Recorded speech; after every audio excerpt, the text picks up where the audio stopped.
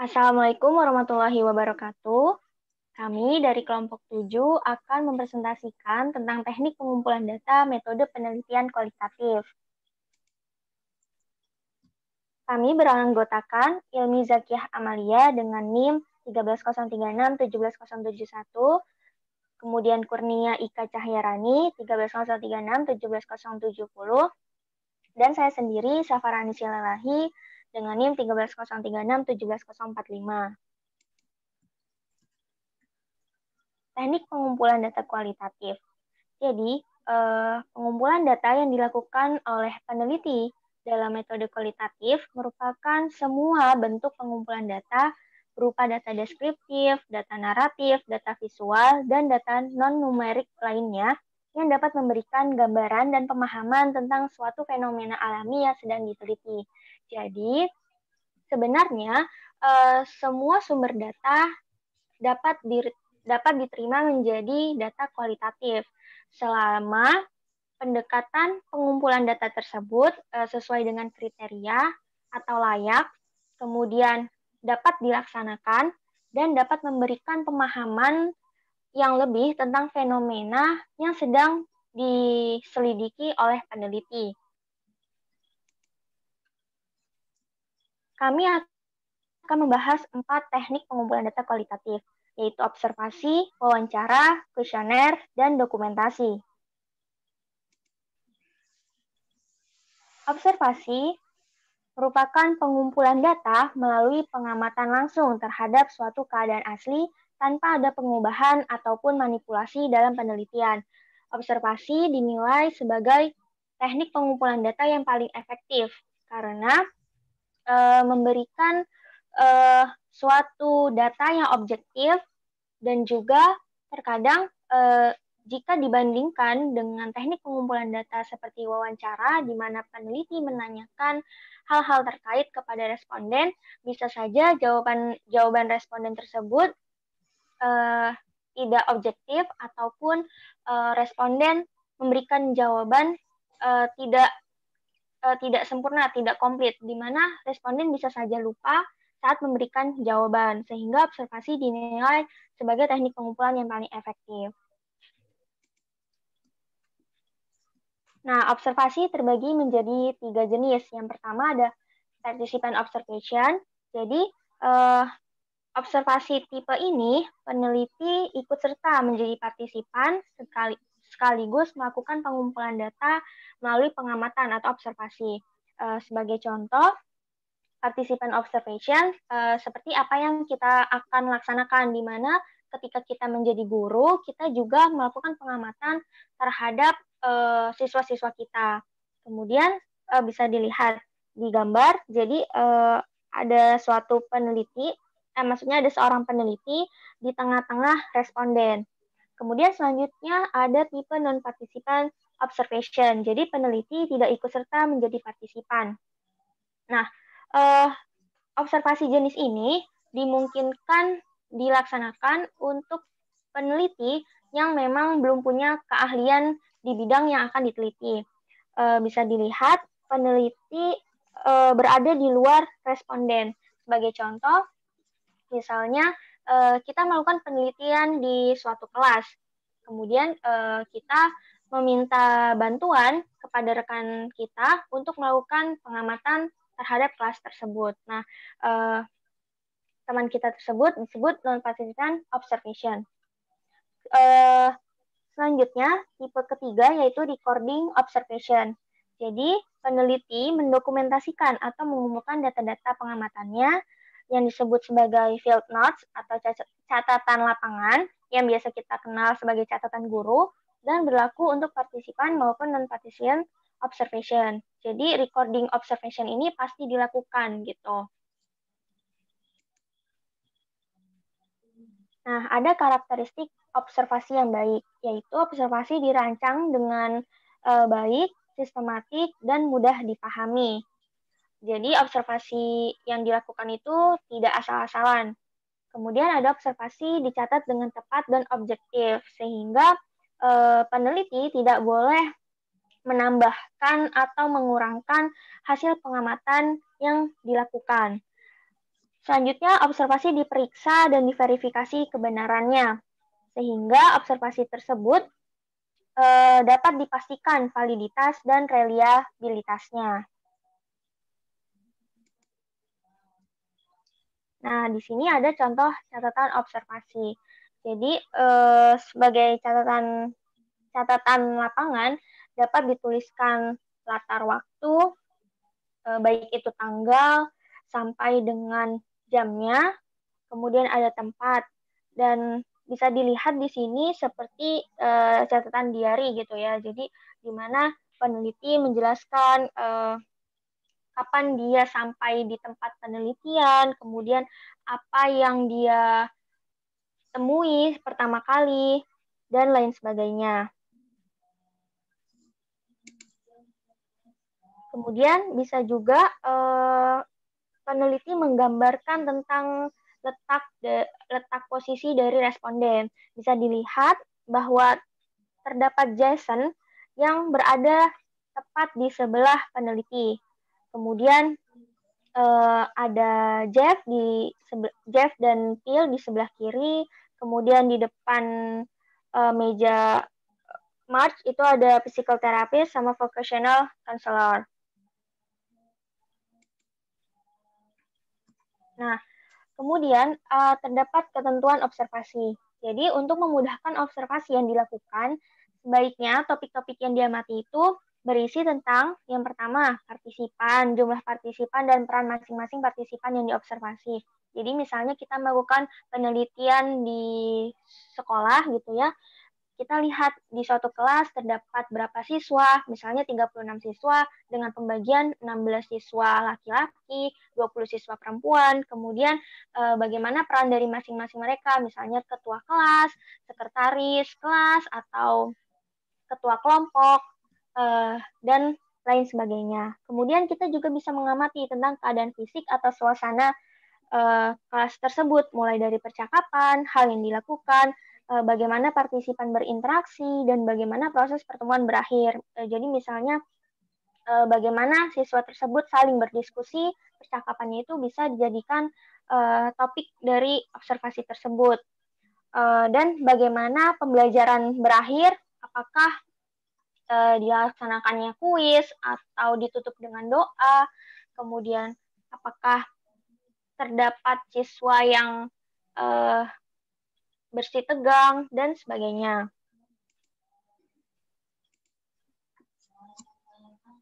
Kemudian topik selanjutnya bisa dituliskan tentang aktivitas yang dirasa menarik atau terlihat berbeda. Misalnya didapati siswa yang mencontek atau didapati siswa yang bermain handphone ketika pelajaran sedang berlangsung, atau bisa juga misalnya ada siswa yang aktif di hari sebelumnya, tetapi pada hari tersebut siswa tersebut menjadi pasif, mungkin ada masalah di sekolah ataupun masalah di rumah gitu. Kemudian topik yang bisa dilakukan pengamatan juga seperti tindakan yang dilakukan pengamat selama observasi dilaksanakan. Apakah pengamat tersebut memberikan nasihat, memberikan solusi kepada responden, atau lain sebagainya. Nah, di sini ada contoh dari ketentuan observasi, jadi latar suasana, waktu, durasi observasi, siapa yang diobservasi, kemudian ada catatan deskriptif, kemudian ada catatan reflektif. Gitu. Nah, untuk mendapatkan observasi sesuai kriteria atau observasi yang baik, dapat dilaksanakan pedoman observasi yang dapat terlihat di slide ini. Jadi mulailah observasi dengan pelan-pelan tanpa terburu-buru. Hindari prasangka atau asumsi diri sendiri terhadap apa yang diamati. Jadi ketika melakukan pencatatan atau pengamatan, observer tidak boleh memberikan catatan tambahan atau mengurangi apa yang telah dilihatnya. Jadi memang benar-benar objektif dan sesuai pengamatan yang asli gitu.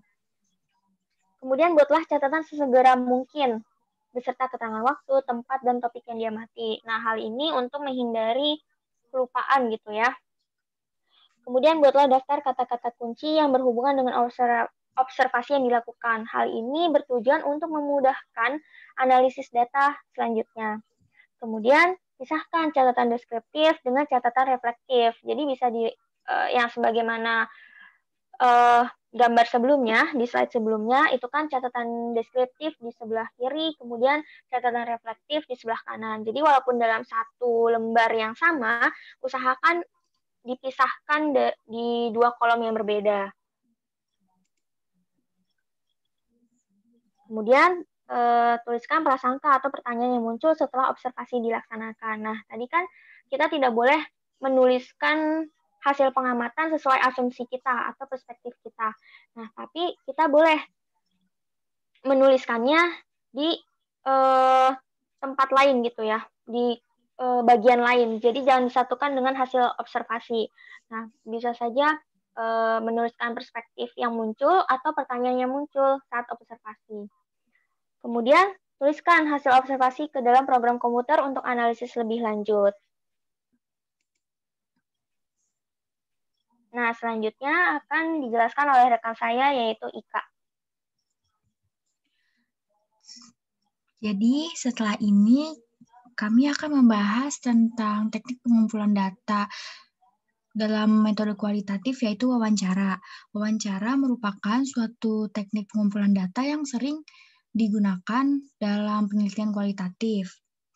Nah, wawancara sendiri ini artinya two-way question, yaitu oral questionnaire yang dilaksanakan oleh peneliti untuk tujuan yang spesifik dan berhubungan dengan penelitian. Wawancara ini biasanya menghasilkan data yang mendalam dari sisi partisipan. Wawancara terdiri atas 3 tahap. Tahap pertama itu biasanya perkenalan untuk membangun hubungan saling percaya.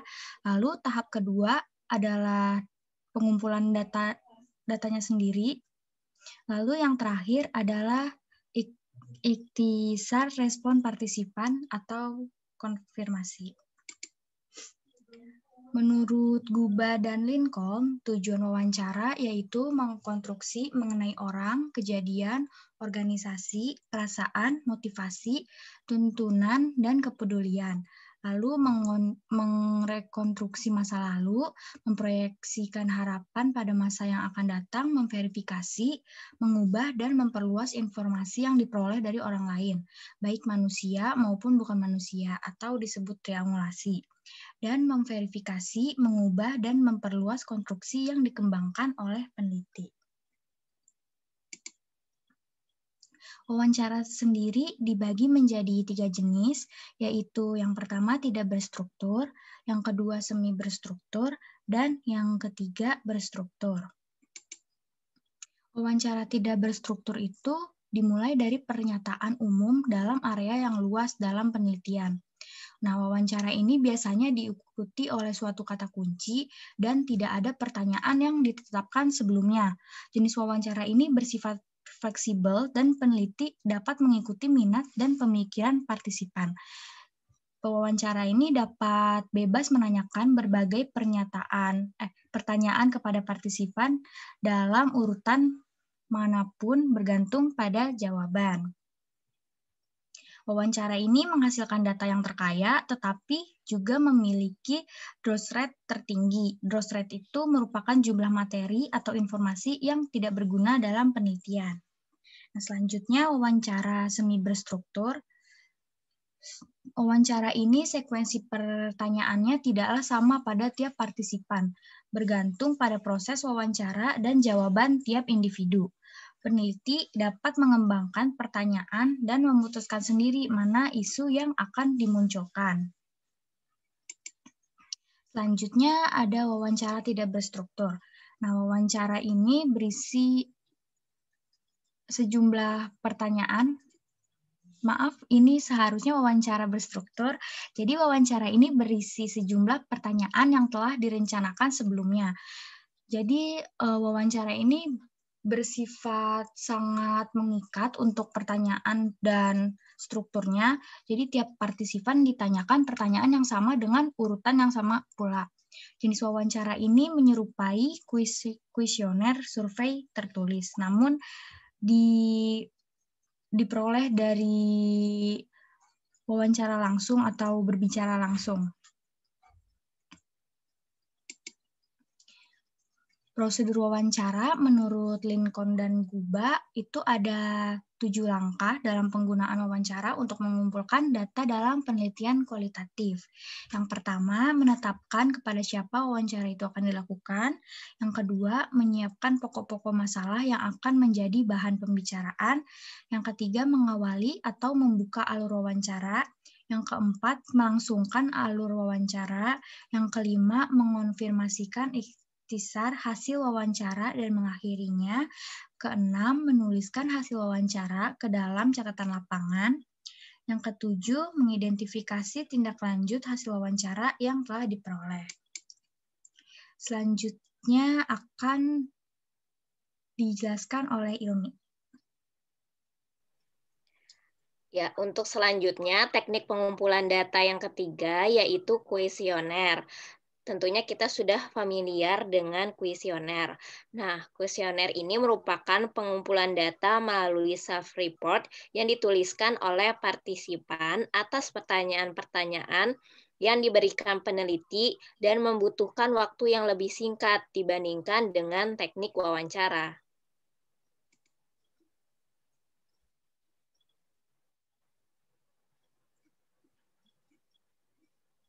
Kemudian ada pedoman pembuatan kuesioner.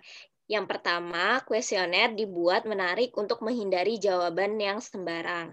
Kemudian yang kedua, kuesioner sudah dikoreksi dan diuji coba untuk menghindari kesalahan penulisan atau ambiguitas.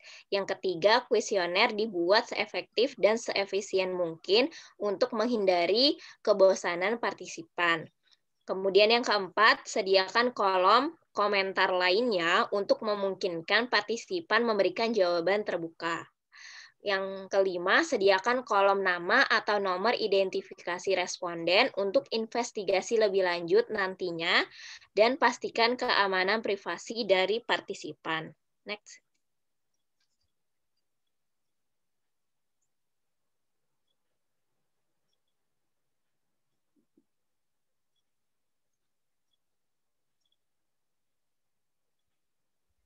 Merupakan contoh dari kuesionernya. Di sini terdapat 9 pertanyaan, di mana untuk tipe soalnya berbeda-beda. Next.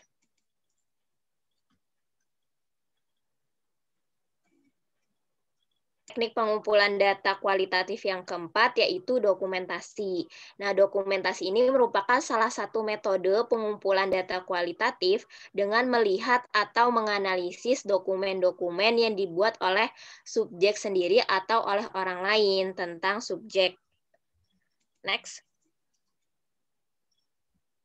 Untuk pengumpulan data di dokumentasi ini ada 3, yaitu yang pertama dokumen, kemudian yang kedua records dan personalia files, dan yang ketiga fotografi. Next. Untuk yang pertama, dokumen. Nah, dokumen ini merupakan sejumlah besar fakta dan data tersimpan dalam bahan yang berbentuk dokumentasi. Sebagian besar data yang tersedia adalah berbentuk surat-surat, catatan harian, cenderamata, laporan, artefak, dan sebagainya. Kemudian, untuk dokumen ini ada 2 jenis, yaitu dokumen pribadi dan dokumen resmi. Nah, kalau dokumen pribadi itu merupakan catatan seseorang secara tertulis tentang tindakan, pengalaman, dan kepercayaannya. Nah, contoh dokumen pribadi itu bisa catatan harian, surat pribadi, atau autobiografi.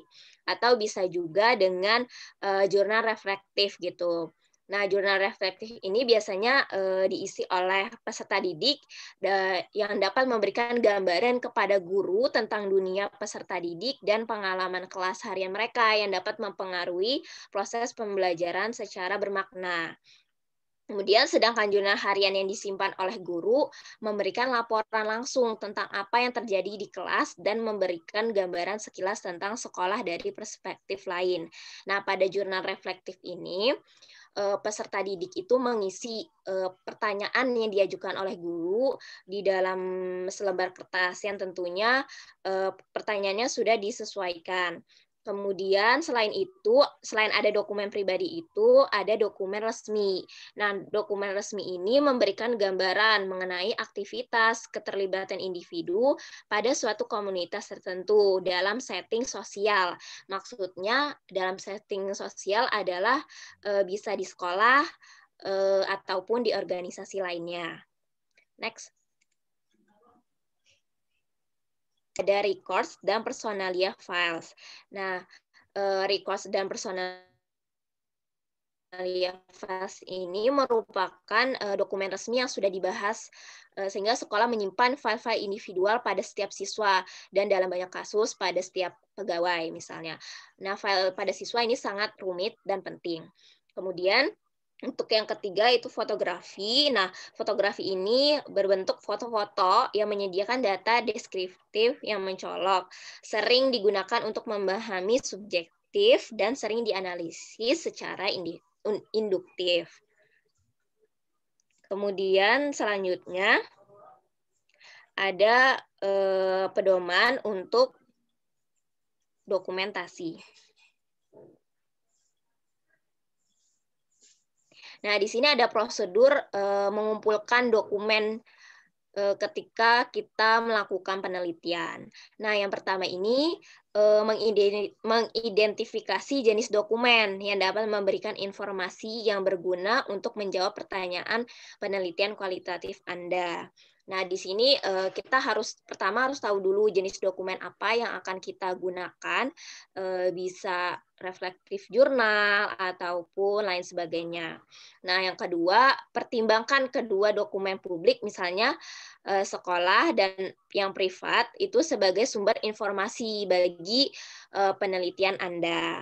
Nah, yang ketiga itu setelah dokumen berada, minta izin untuk menggunakannya dari individu-individu yang tepat yang bertanggung jawab atas materi. Next.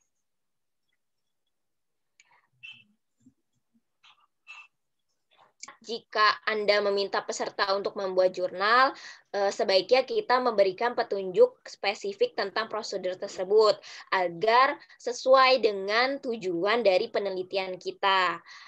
Kemudian yang kelima, setelah kita memiliki izin untuk menggunakan dokumen, periksa mereka untuk akurasi, kelengkapan, dan kegunaan dalam menjawab pertanyaan penelitian dalam penelitian kita. Kemudian yang terakhir, kita mencatat informasi dari dokumen.